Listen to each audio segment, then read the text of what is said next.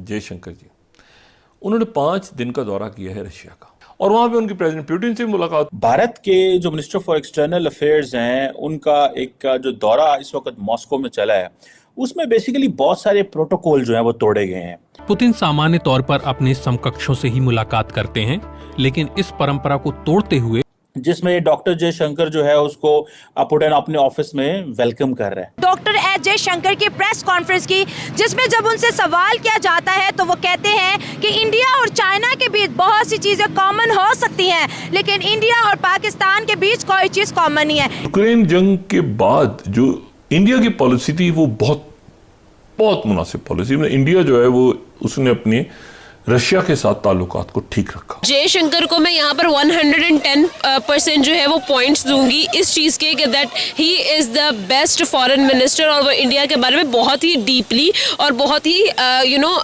बारीकी से वो सोचते हैं। पड़ोसी कहता है कि मुझे चाइना के साथ तो कंपेयर कर लो, लेकिन पाकिस्तान बड़ा पीछे रह गया, मुझे पाकिस्तान के साथ कंपेयर ना करो, पाकिस्तान मुकाबले का नहीं रहा। अब पाकिस्तान की रफ्तार ही बड़ी सुस्त है तो उन्हें कितने आगे निकलना जाए। इंडियंस जो हैं वो अगर रशिया पहुंचते हैं तो किस तरह का वेलकम दिया जा रहा है उनको, और अमेरिका जाते हैं तो किस तरह का वेलकम दिया जा रहा है। It's just the same. Russia से भी ये खबर नजर आती है कभी कि शायद आने वाले टाइम में रशिया भी वीजा फ्री एंट्री अनाउंस करने वाला है इंडियंस के लिए। बाहर की कंट्रीज हैं वो हमारे यहाँ के लोगों को वीजा देने से भी डरा रही है कि इधर कुछ नहीं, इन्होंने प्रेशर लगा के कुछ भी क्या हो जाना है। भारत का जो बच्चा है वो रशिया को पसंद करता है। पहली बात तो इंडिया हमारा दुश्मन मुल्क है। अच्छा, उनसे हमें बातचीत ही नहीं करनी चाहिए। अच्छा, इधर भी हिंदू मुस्लिम है, उधर भी हिंदू मुस्लिम है, एक ही जगह से है, तो फिर इतनी नफरतें क्यों हैं? नफरत है, नफरत होनी चाहिए।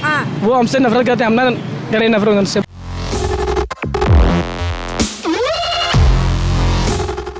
जय हिंद दोस्तों, जागो इंडिया में आपका स्वागत है।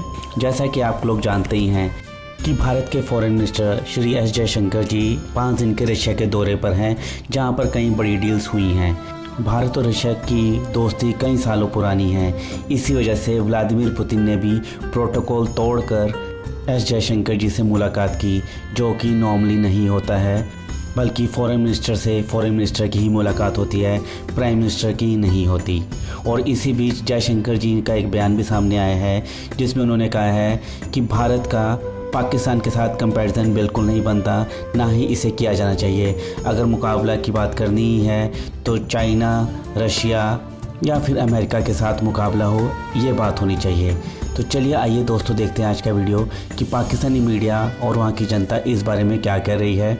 और वीडियो शुरू करने से पहले आपसे रिक्वेस्ट है, अगर आप चैनल पर नए हैं तो चैनल को सब्सक्राइब करके बेल नोटिफिकेशन के बटन को ज़रूर दबाइए।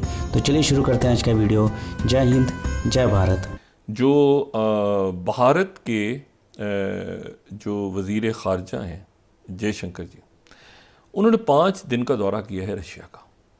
अच्छा, रशिया के यूक्रेन जंग के बाद जो इंडिया की पॉलिसी थी वो बहुत मुनासिब पॉलिसी। इंडिया जो है वो उसने अपनी रशिया के साथ ताल्लुकात को ठीक रखा।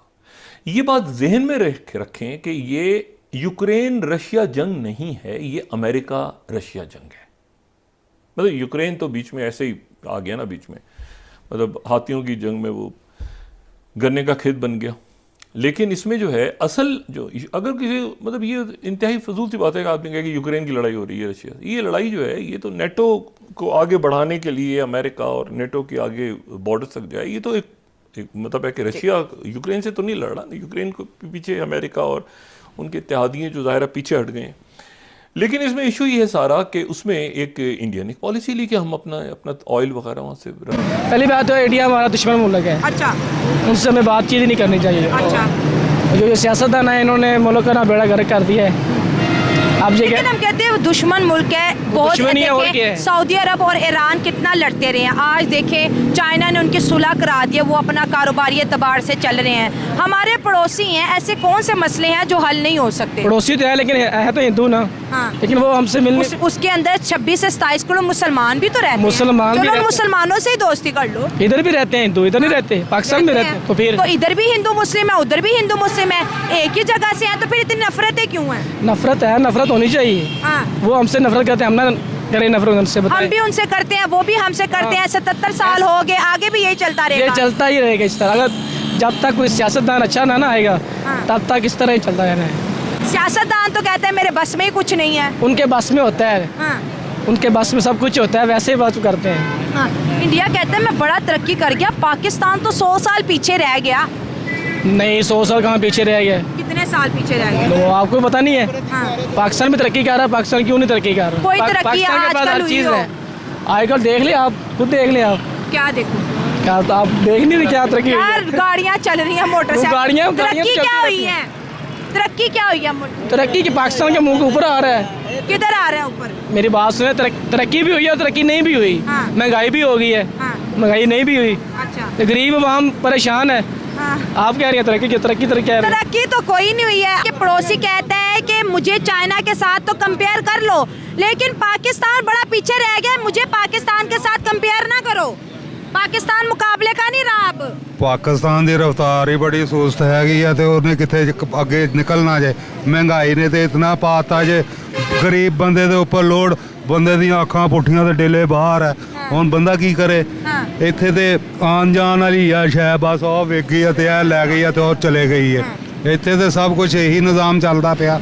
ਚਾਈਨਾ ਆਇਆ ਸਾਡੇ ਮੁਲਕ 'ਚ, ਦਰਿਆਏ ਅਟਕ ਤੇ ਟਨਾਂ ਦੇ ਟਨਾਂ ਮਨ ਸੋਨਾ ਲੈ ਕੇ ਗਿਆ ਜੇ।